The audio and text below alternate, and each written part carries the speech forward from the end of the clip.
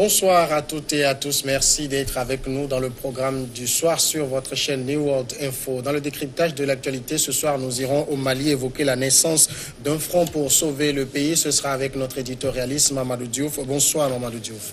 Bonsoir Samuel. Une dizaine de partis et d'associations de la société civile malienne ont créé dimanche à Bamako un front pour sauver le Mali en défendant la constitution et la bonne gouvernance après le report des élections législatives qu'ils contestent.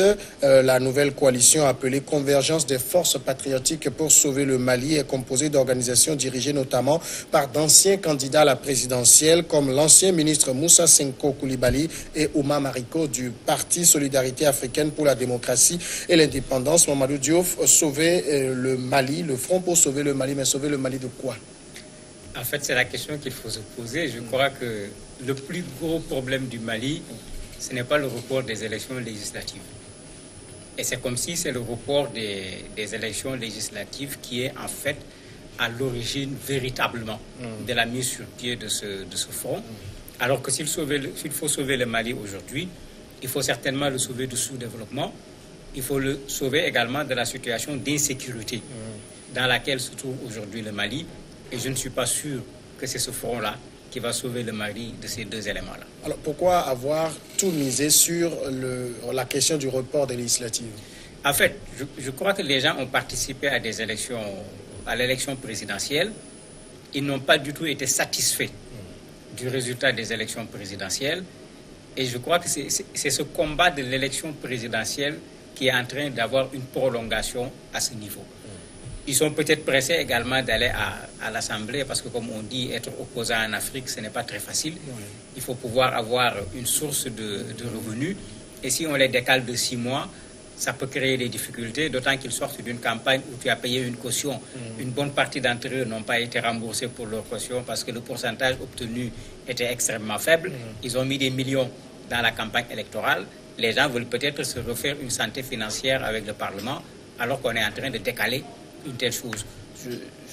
Je ne vois pas la pertinence de ce front parce que ce qui est bizarre, c'est qu'en 1 mois, le Mali connaît 2 fronts.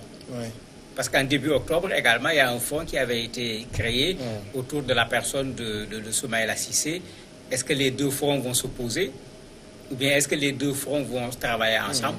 Il faut bien se poser la question. Alors justement, ces 2 fronts existent, mais défendent-ils la même chose?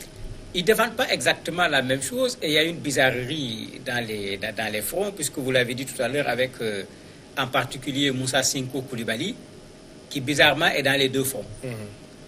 Alors qu'on lui avait reproché déjà son comportement lors des élections législatives, puisqu'il s'attaquait régulièrement à un autre candidat, Oumar Mariko en particulier, et les 2 au 2e tour ont choisi 2 camps différents pour voter, l'un pour le président de la République, l'autre pour Soumaïla Cissé.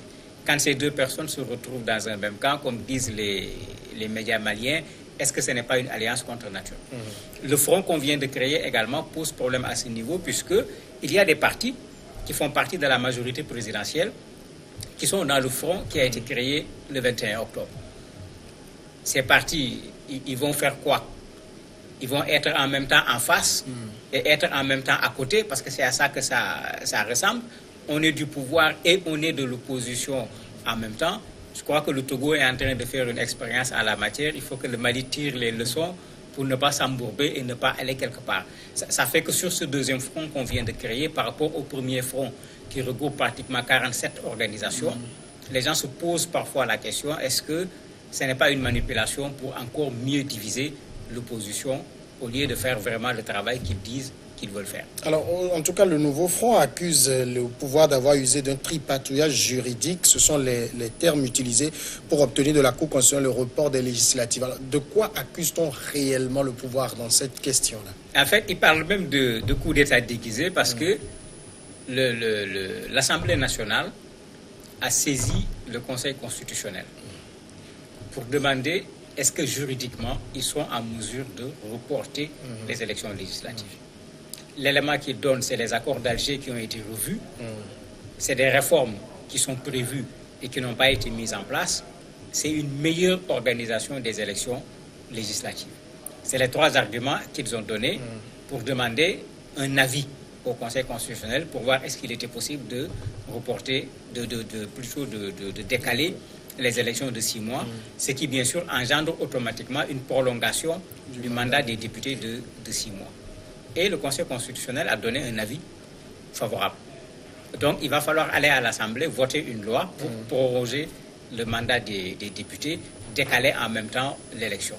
Et c'est ça qui crée maintenant ce combat, ou comme on le dit dans une partie de la presse malienne, c'est ça qui a rapproché des gens qui s'étaient éloignés au niveau de la campagne présidentielle. On ne les a pas vus faire front au premier tour, on ne les a pas vus faire front au second tour. Quand on les voit faire front aujourd'hui, on se pose des questions parce qu'il avait été plus pertinent de faire front au second tour pour barrer la route à Ibeka que d'attendre qu'il soit élu et de commencer à dire qu'il y a la gabégie, il y a la corruption, il y a la mauvaise gouvernance, tout un ensemble de choses que les gens connaissaient déjà. Et ce front demande quand même au peuple malien de se dresser contre l'arbitraire. Où est l'arbitraire dans ce sujet? En fait, pour eux, ce n'est pas à l'Assemblée, ce n'est pas aux députés eux-mêmes de prolonger leur propre mandat. Mais ça, ce n'est pas une première dans nos démocraties africaines. Non seulement ce n'est pas une première, ils ont pris la peine de vérifier est-ce que la loi qu'ils veulent voter à l'Assemblée nationale sera constitutionnelle ou pas. Et je considère que si le Conseil constitutionnel donne son accord, c'est que juridiquement, cette possibilité existe et tout le monde sait qu'on peut prolonger le mandat des députés. C'est vrai que c'est gênant que ce soit les députés eux-mêmes qui demandent la prolongation de leur mandat, mais du moment où la chose est légale, il ne faudrait pas qu'on parle d'arbitraire parce qu'ils sont en train d'aller dans le sens de respecter la loi en prenant même la peine de vérifier que la loi qu'ils veulent voter est conforme ou pas à la Constitution. Alors, dans un pays quand même qui a réussi à organiser des présidentielles malgré l'état d'insécurité, comment ça se comprend que ce soit aussi difficile pour les législatives? Il ne faut pas oublier que les présidentielles, on a un candidat, c'est une campagne à l'échelle nationale. Les législatives, on a une liste, on a un plus grand nombre de personnes qui sont sur le terrain pour faire la campagne, mais également, il y a un combat local qui n'existe pas trop avec la présidentielle puisqu'il faut gagner à l'échelle nationale.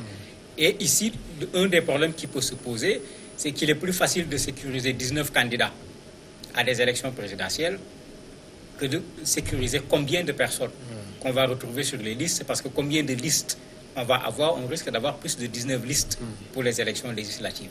Sur chaque liste ici, on dirait qu'il y a 10 personnes, bien que ça dépassera nécessairement les 10 personnes. Ça fait déjà 190 personnes à sécuriser, 190 personnes en mouvement sur un territoire malien où l'insécurité est pratiquement partout. Il est clair que du point de vue sécurité, il est plus compliqué de sécuriser l'élection présidentielle que de sécuriser l'élection législative. L'autre élément, il ne faut pas qu'on oublie que pendant les élections, malgré l'effort qui a été fait pour la sécurisation, les groupes armés ont tenté autant que possible de perturber. Ils ont tiré des roquettes au niveau de certains endroits, ce qui veut dire que le problème n'est pas totalement réglé. Maintenant, est-ce que c'était une raison suffisante, après avoir organisé des élections présidentielles, tout en sachant que les conditions de sécurité n'étaient pas réunies? On peut se poser la question, effectivement, pourquoi ne pas tenir le même discours pour organiser les élections législatives? Est-ce que l'avis favorable donné par le Conseil constitutionnel malien viole la Constitution?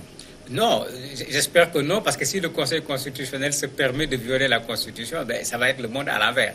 C'est eux les gardiens de la constitutionnalité des lois qui sont votées au niveau de l'Assemblée.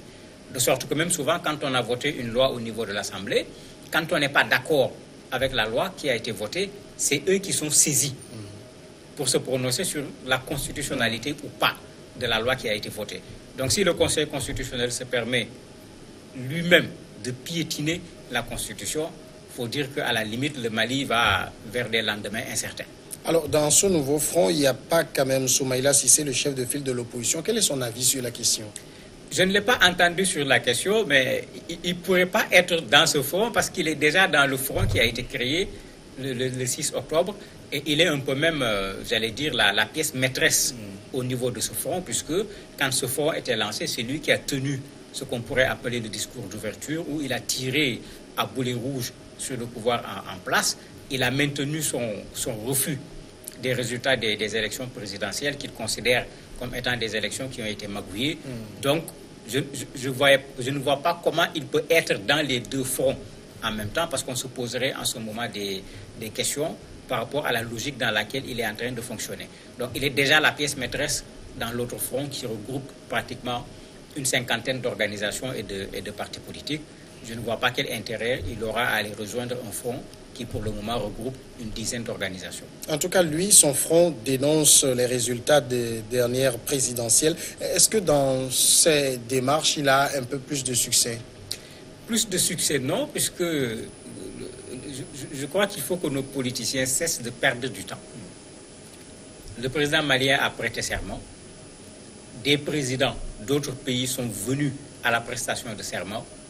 Ce que ça signifie à chaque fois, c'est qu'à l'échelle internationale, on a tourné la page des élections présidentielles au Mali.